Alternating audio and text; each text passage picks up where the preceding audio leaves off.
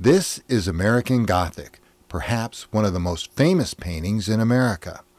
The artist, Grant Wood, grew up in Iowa, in the Cedar Rapids area. Grant Wood had a big influence on American art, helping popularize the regionalist style. He got the idea while studying in Europe.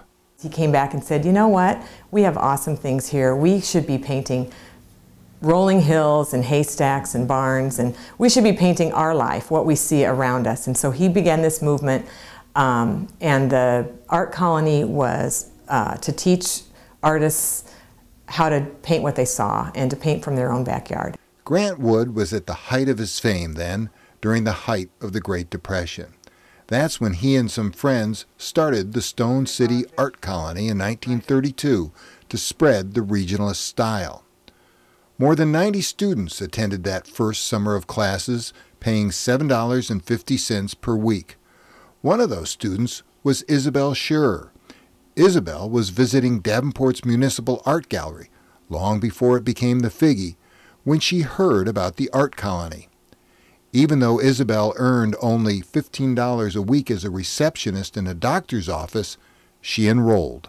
It was huge for Isabel. I think it made Isabel who she was. Isabel was a woman whose artistic endeavors began early.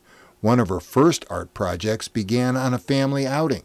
She and her brother George busied themselves making sculptures with river mud. They took the clay home, they sculpted it into little figurines and stuffed it in tin cans, and Isabel's thought was, well, you have to fire clay to make it permanent, so they stuck it in the family furnace.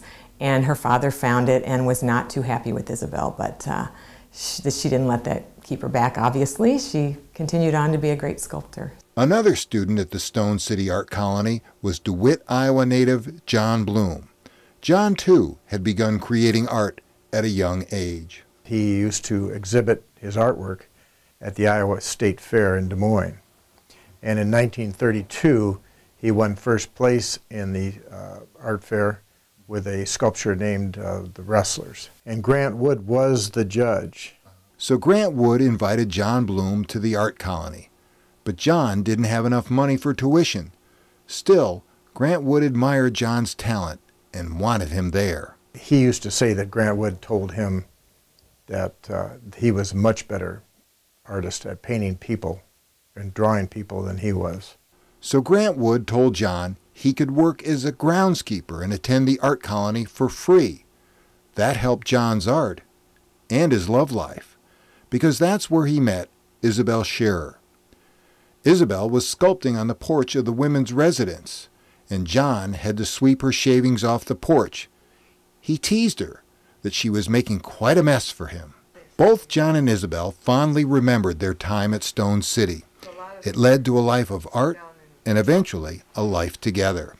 When the art colony ended, John and Grant Wood collaborated on several large murals as parts of government works projects. I think John liked everything about art.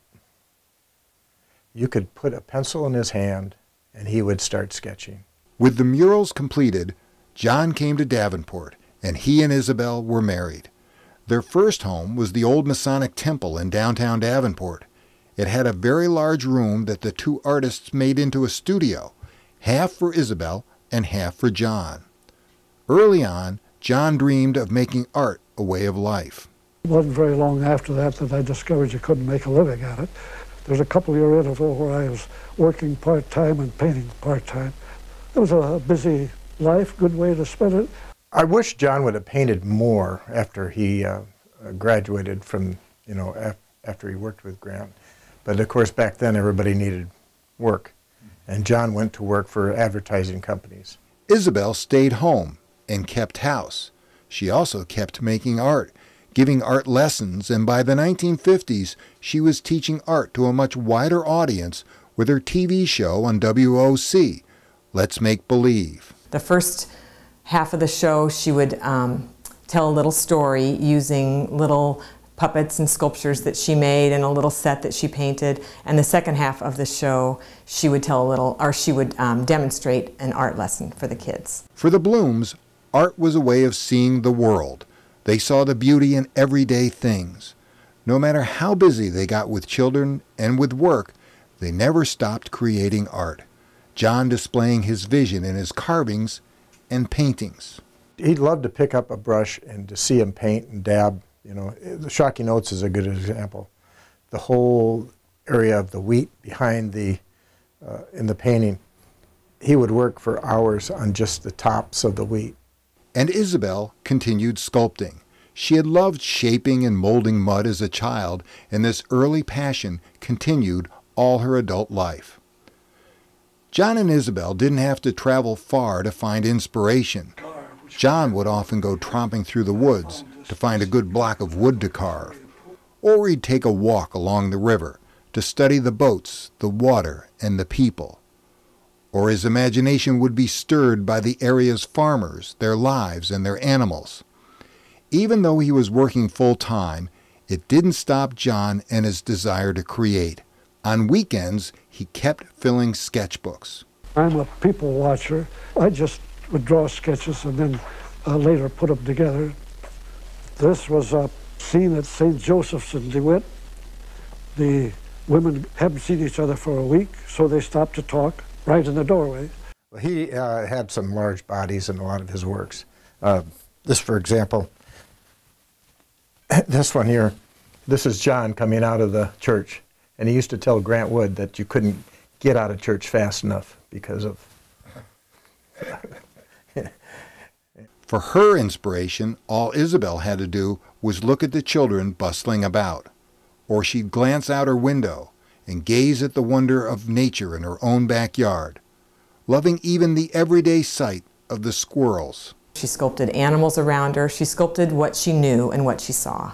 And John did the same. Like John, Isabel used whatever materials she could find, or what was cheap. And cement was cheap. She didn't need expensive equipment or material to create her art.